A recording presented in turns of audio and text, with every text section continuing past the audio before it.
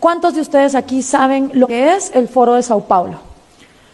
No tienen que levantarme la mano, pero respóndanselo ustedes. Gustavo nos acaba de enseñar muchos de los síntomas de lo que ocurrió en Venezuela. Ahora yo les voy a explicar de dónde viene esto, porque no surgen estas cosas por casualidad, ¿sí?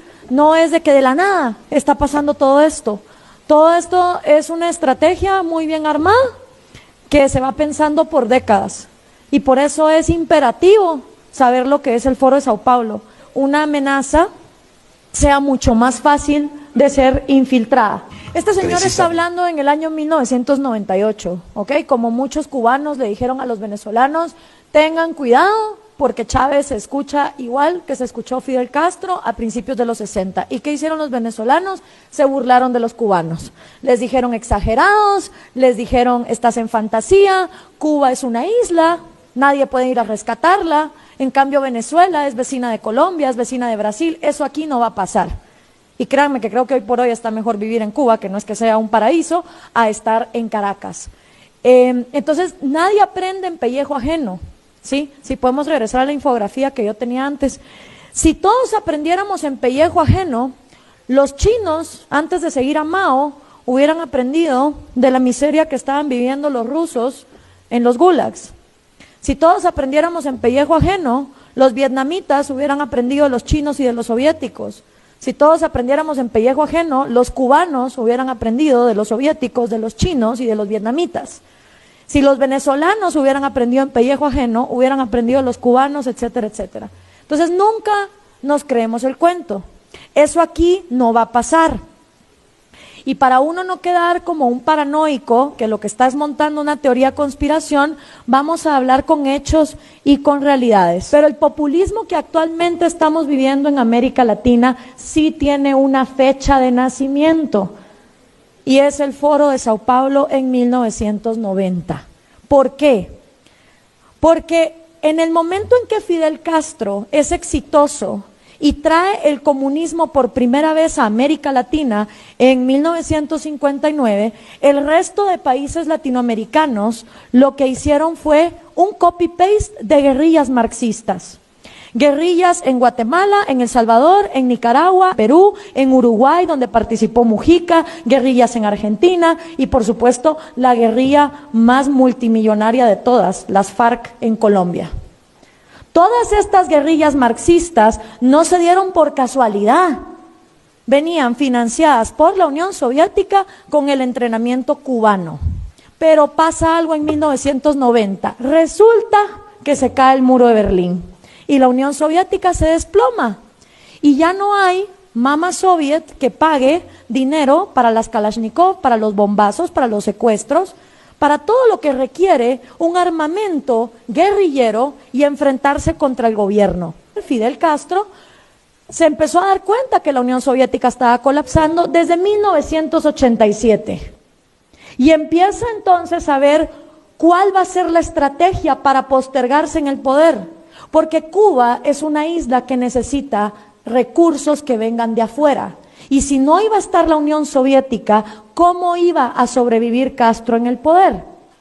Entonces, busca a un joven marxista, sindicalista, apuesto, carismático, súper querido, de una de las naciones más millonarias de América Latina, Lula da Silva, en Brasil. Y le dice, oye Lula, aquí va a haber un problema, porque la Unión Soviética va a colapsar. ¿Cómo vamos a hacer para seguir llegando al poder? Y organizan en el año 1990 en Sao Paulo, Brasil, el primer Foro de Sao Paulo. Y en ese primer Foro de Sao Paulo asisten todos los partidos comunistas, todos los guerrilleros marxistas, todos los sindicalistas de izquierda de la región latinoamericana. ¿Qué significaba esto? Que si tú eras comunista, en lugar de agarrar un fusil e irte a la montaña, podías formar tu partido, presentarte a elecciones y que la gente te votara. Hay un pequeñito problema. ¿Cómo hacemos para que la gente vote por comunismo en pleno año 90, cuando acaba de desplomarse el muro de Berlín y estamos descubriendo que 100 millones de seres humanos han muerto víctimas del comunismo? está un poquito jodido vender esa idea cuando tanta gente ha muerto. Entonces había que encontrar una manera de manipular la democracia para poder llegar al poder. Aquí la lucha no es violenta, no se trata de andar matando gente, ni de irse al monte en una guerrilla. Aquí de lo que se trata es de hegemonía cultural, o sea, lavar cabezas. Lo que tienen que hacer los comunistas es lavar cerebros. ¿Lavarlos dónde? En el cine, en el teatro, en la música, en la escuela, en la iglesia, en la casa, en la familia, en las conversaciones, en las tertulias, en los clubes de lectura, en lo que se lee. Y esa hegemonía cultural gramsciana es la que agarra el Foro de Sao Paulo en 1990 para manipular la democracia. Y ahí es donde el populismo, es decir, hablar de cosas gratis, cuando gratis no hay nada en esta vida, alguien lo tiene que producir, hasta el día que no se empiecen a crecer hospitales en los árboles, ¿sí? Dividir a la sociedad con odio, acabar con las instituciones y todo el manual que ya don Gustavo nos habló. El Foro de Sao Paulo se reúne todos los años, desde el año 90. La última vez que se reunió en México fue en el año 2012. El primer presidente que ponen en el poder es Hugo Chávez, lo cual es una excelente noticia para Cuba, porque justamente el peor periodo de hambre y miseria que los cubanos han vivido es de 1990 a 1998, el famoso periodo especial. Y hasta que no entró el petróleo venezolano a reemplazar a mamá soviética, los cubanos estaban muy mal. Y ahora que el petróleo se desplomó, próxima parada, Colombia, porque el dinero de las drogas de las FARC es un excelente reemplazo del petróleo. Estos socialistas no piensan en décadas, piensan en siglos y están actuando por siglos. Entonces, si uno no comprende la magnitud regional de cómo está esta gente organizada, no la van a poder combatir.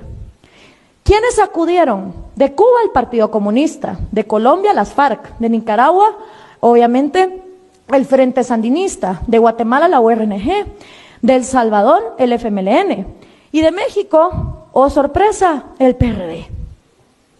Y ese es un gran reto para ustedes, porque a partir del año 2015 Morena también es miembro del Foro de Sao Paulo. Pero el PRD es miembro del Foro de Sao Paulo desde que López Obrador estaba en el PRD. Entonces, yo en su lugar no sé qué haría, pues. No, se los digo de verdad, porque si un partido hoy por hoy es miembro del Foro de Sao Paulo, lo que le está diciendo al mundo es: el socialismo del siglo XXI es la vía. La dictadura venezolana es lo que hay que emular. Vamos para allá. Un partido que hoy sea miembro de este foro está dándole aplausos y espaldarazos al genocidio que está ocurriendo en Venezuela. Y si ustedes salen a decir, Morena es miembro del Foro de Sao Paulo, ¿qué van a hacer cuando les digan y el PRD también? Por eso es importante entender si vamos a ser congruentes, como se dijo aquí antes, y si no van a llevar el populismo destructivo al poder. Ver qué se hace con esto.